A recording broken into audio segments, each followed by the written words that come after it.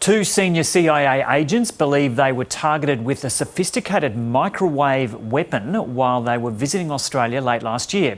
It's been reported the pair may have been attacked as part of a global campaign by Russia that's left American spies and diplomats suffering from mysterious brain-related illnesses.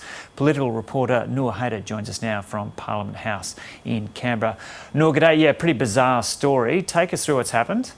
Yeah, good morning, Joe. It is a fascinating story. America's GQ magazine reports that a pair of US CIA agents, including one of the agency's most senior members, travelled to Australia late last year for a clandestine meeting with Australian security officers. Now, while they were in their hotel room, both of the agents experienced sort of pressure on their head.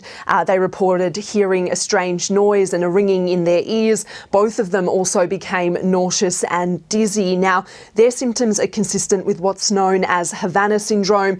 This was first documented back in 2016 by American diplomats in Cuba. At the time, about 24 diplomats complained about hearing strange noises, experiencing vertigo, mysterious brain effects, including tiredness that was just not explainable, but also debilitating headaches. Now, exactly what's behind those symptoms remains unclear, or who's behind those symptoms remains unclear. There have been suggestions by researchers that microwaves beamed through windows and doors of buildings could explain these strange impacts on the brain.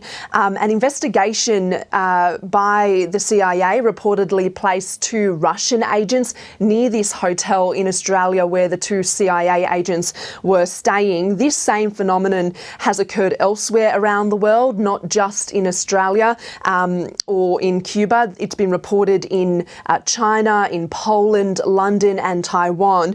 Peter Jennings from the Australian Strategic Policy Institute says that if these attacks are proven, Russia is the most likely culprit.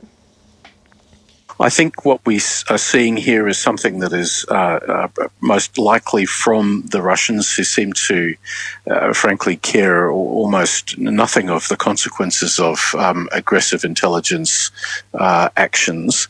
The Chinese tend to be more cautious, but if something was being directed against the American consulate in Guangzhou in China, that it seems to me could only really happen if there was some degree of Chinese complicity in the Russian behaviour. Now, the Australian federal government has declined to comment on this matter directly, which isn't surprising. However, we do know that the federal government and Australian intelligence agencies do hold serious concerns about the activities of foreign spies on Australian soil. The head of Australia's domestic spy agency only this week warned that the number of spies operating in Australia now is more than that during the Cold War. For what it's worth, the ABC did contact the US Embassy here in Canberra.